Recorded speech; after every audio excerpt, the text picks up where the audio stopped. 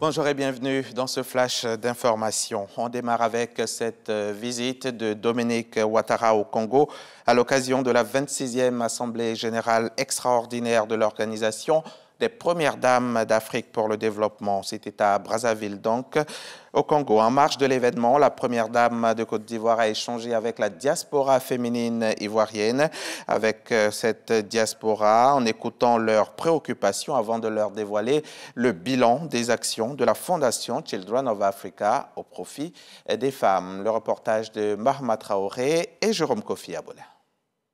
La rencontre s'est déroulée dans l'enceinte du Centre de conférence international de Kintélé, commune nord de Brazzaville. Dominique Ouattara reçoit dans une ambiance chaleureuse ses sœurs ivoiriennes qui ont choisi pour Eldorado la République du Congo.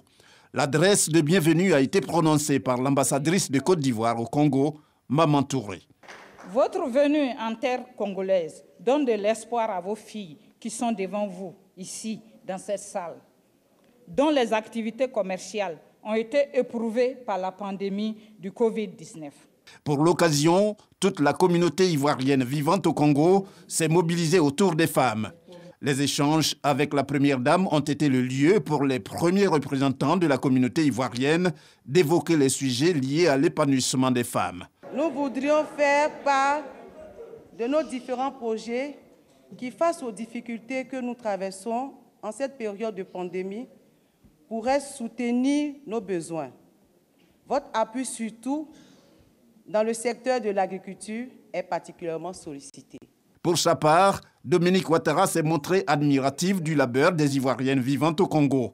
Elle leur a également fait part des activités que sa fondation Children of Africa mène au profit des femmes, notamment le FAFSI, Fonds d'appui aux femmes de Côte d'Ivoire. Alors, chère sœur, j'ai reçu votre document ici, et ça m'a beaucoup intéressée. J'ai regardé.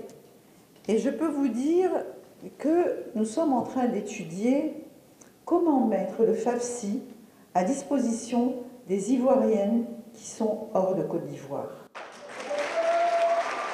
J'ai vraiment émis le souhait que le FAFSI vous soit octroyé ici à Brazzaville. Et ma directrice de cabinet, Madame Miao, vraiment, je vais donner des instructions à ce sujet.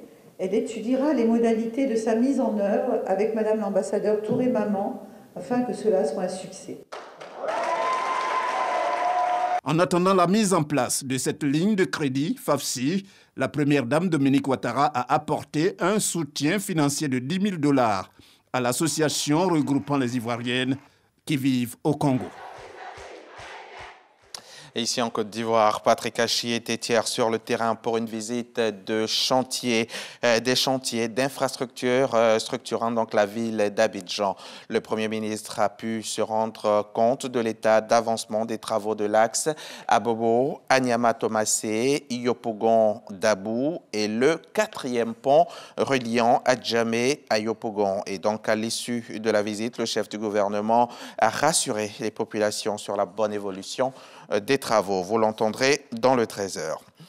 Plus de bâtiments qui tombent, plus d'immeubles qui s'écroulent en Côte d'Ivoire. C'est un vœu cher aux Ivoiriens, mais aussi aux autorités qui s'emploient à ce que cela n'arrive plus. Non aux constructions anarchiques, les constructions sans autorisation. Vous pouvez le voir sur ces images. Cette semaine, à Bingerville, le ministère de la Construction a fait démolir 2 villas duplex sans permis. Le constat de nos reporters Espérance Djakale et Cheikh Kone à Boubacar à suivre dans le 13h. La Côte d'Ivoire a accueilli cette semaine des investisseurs qataris qui ont pu échanger avec les autorités avant de visiter de nombreuses entreprises. Ils ont donc pu se rendre à Grand-Bassam, à une 50aine de kilomètres d'Abidjan, pour voir de près la zone franche Vitib, le village des technologies de l'information et de la biotechnologie. David Soyo et Franck Quadio ont accompagné la délégation pour RTI 1. Leur reportage à suivre tout à l'heure dans le 13h. Mais avant, je vous emmène à d'Haïti où les gangs continuent de faire la loi en toute impunité. Vendredi 10 juin, hier donc, l'une des principales bandes armées de Port-au-Prince a détourné 2 minibus et pris l'ensemble de leurs occupants en otage. La situation sécuritaire dans le pays continue à se dégrader. Pour le seul mois de mai, l'ONU a recensé au moins 200 enlèvements en Haïti, très majoritairement dans la capitale. Les 2 chauffeurs et les 36 passagers sont aux mains de l'organisation criminelle dirigée par le surnommé ISO. Celui-ci ne s'en est pas caché. Dans une courte vidéo diffusée sur les réseaux sociaux, il a revendiqué ce rapt de groupe. L'ex-présidente par intérim de Bolivie, Janine Agnès, a été condamnée hier vendredi à 10 ans de prison pour avoir mené un coup d'État en 2019 contre son prédécesseur de gauche, Evo Morales. C'est ce qu'a annoncé un tribunal de La Paz. Le tribunal de première instance de la capitale a décidé d'une condamnation donc de 10 ans d'emprisonnement à purger dans une prison pour femmes de La Paz. Cela 3 mois après le début du procès et 15 mois après le placement en détention provisoire de l'ancienne chef de l'État de droite. Fin de ce flash, on se retrouve à 13h pour développer tout ça.